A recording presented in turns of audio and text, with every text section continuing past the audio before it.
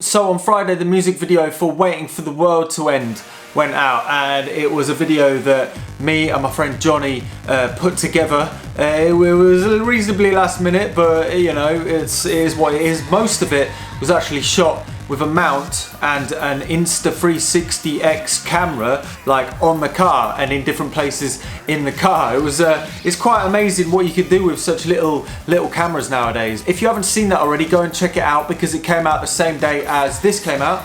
The new vinyl. These songs are obsolete, and it's available on the streaming services and Bandcamp and stuff as well, but there's floppy disks on the back. Ooh. Also with that is what the video is about today, which is putting together the Circle Synth of Doom, the Atari punk console. It's basically a light-hearted synthesizer noise machine based on a very famous kind of beginner circuit in the synthesizer world. It's called the Atari Punk console, which is basically two 555 timer chips that are put together, one in astable mode, triggering the other one that makes it do crazy noises. And there's a really good video on Colin's lab on building an actual APC. I always recommend it to people who say, what's the first project I should get into to kind of build and try out synthesizer DIY? First of all, it was one of my first ever builds and it was magical to see it working. In fact, I always suggest the Rackets synthesizer kit of it because A, it's very small and very cheap, and it's a really fun thing, and all you need is a 9-volt battery, and the links to that kit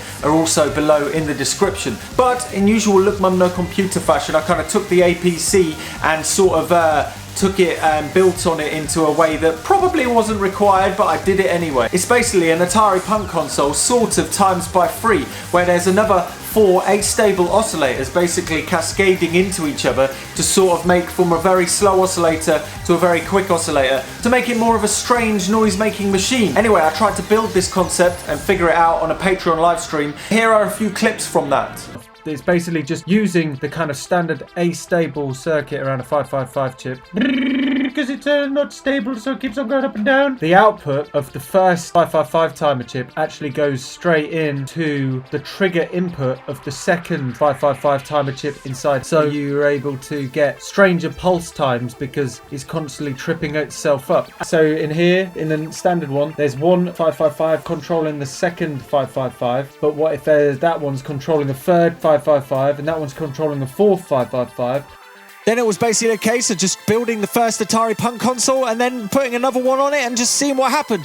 There was some input from a couple of people on the live stream, including Antoine Allery and Dave from Time of Software. Antoine suggested to use the output of the timer cap pin on the 555, which actually made a smoother waveform for modulation. You can see the schematic that I ended up with over on the page on this project. The links are below, and by all means do whatever you want with it.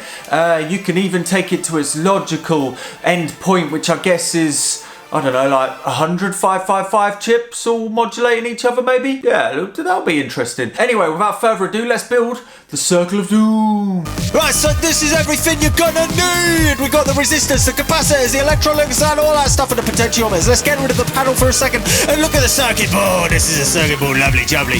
First thing we need to do is put the resistors in and the ceramic capacitors. Basically, the labels are on the PCB and you just kind of put the ones that they say to put in the place that it says to put it. Doesn't matter which way around, these ones can work either way around, and hopefully you have the right ones. So just solder them on down there, go blah blah blah blah blah blah, and keep on going. And after that, you put in the IC socket. The IC sockets are basically there, so in case you accidentally plug in the 556 and it burns up for some reason, you don't have to resolder it. You can just pull it out and put a new one in.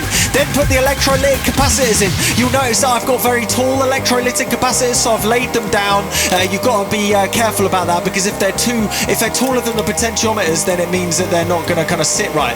Then you put the potentiometers on and the jack sockets, but it's very important that you don't solder them in right now, because if you solder them in, you might solder them in wonky, which makes it very hard to put the panel on top afterwards. So then you put the panel on, bolt a pull of everything, lovely jubbly, put them all in place, and then you solder them together. It's you do it this way around because you know it's all in line and it's looking nice and smooth and lovely.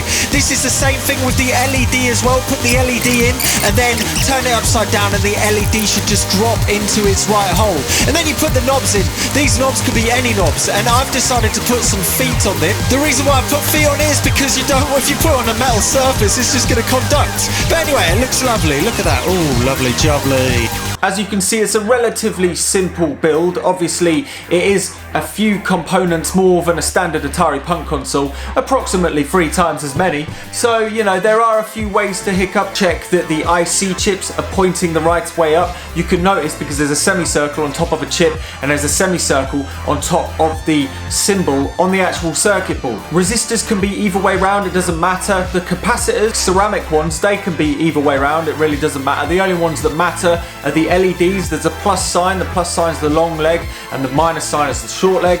And the electrolytic capacitors, where the black side of the footprint, which is the bit that's printed, is the negative side of the capacitor, which is the bit on the capacitor with a little white stripe on it. That's the minus one, the one with the short leg.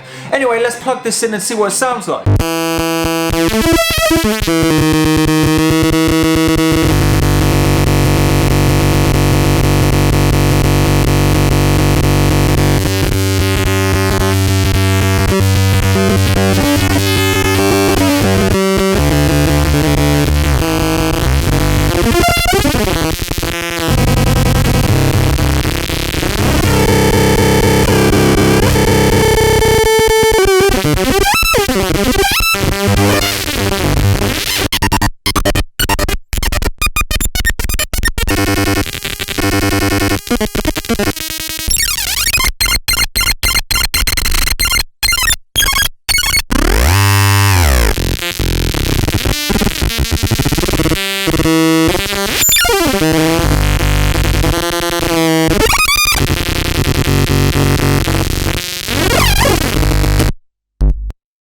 So that is the Atari Punk console. There still are a few available over on the website with vinyl, so if you're interested, go and check it out there. If you don't want to buy them, you can by all means use the circuit and make it on a strip board or something like that. And doing it that way means you can build on it even further. There's a link to the page about this project below. It's got the bill of materials and the schematic. And there's also a Look Mum No Computer forum, so if you're having problems trying to find things or you're having problems building it, then I'm sure you'll find the answers over on there. If you're interested in watching some live building of circuits like breadboard and stuff like that, well, please go and check out my Patreon and the builders live streams, because the Patreon really helps a lot of these bigger builds, because all of the support that goes into the Patreon gets directly put into the machines. So like there's no wastage, it just all makes the machines bigger, much like the 1000 oscillator Megadrone, which was a pretty silly machine to say the least. Anyway, until the next time, I've been Look Mum No Computer. If you like this, don't forget to subscribe and don't be scared to try it.